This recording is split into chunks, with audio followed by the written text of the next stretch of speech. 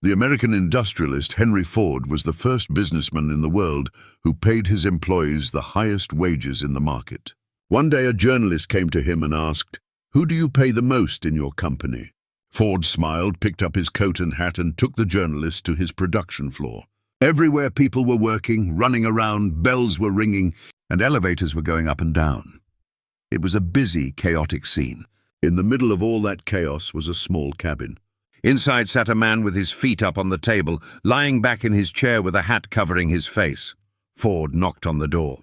The man lifted his hat slightly, looked at Ford, and said in a tired voice, "Hello, Henry, are you okay?" Ford smiled, nodded, closed the door, and walked out. The journalist, stunned, had watched the whole scene in disbelief. Ford laughed and said, "That man is the highest paid person in my company." The journalist asked, "What does he do?" Ford replied, "Nothing. He just comes in, puts his feet on the table, and sits there all day."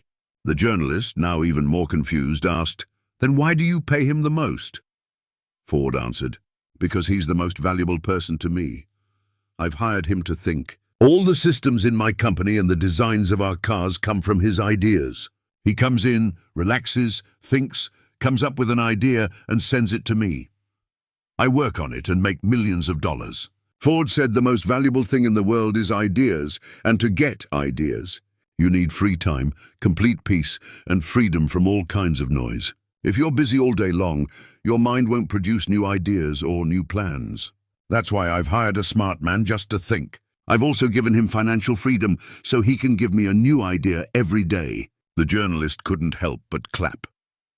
If you try to understand Henry Ford's wisdom, you'll want to clap too.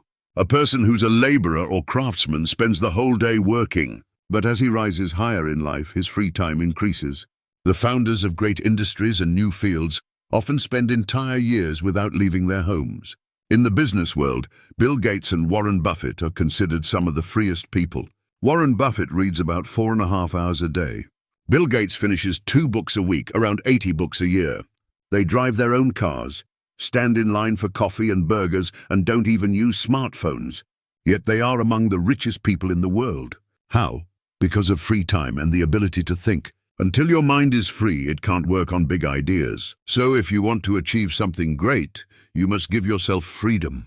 If you keep yourself tangled in small, constant tasks, you won't be able to think, and you'll never be able to do anything truly great.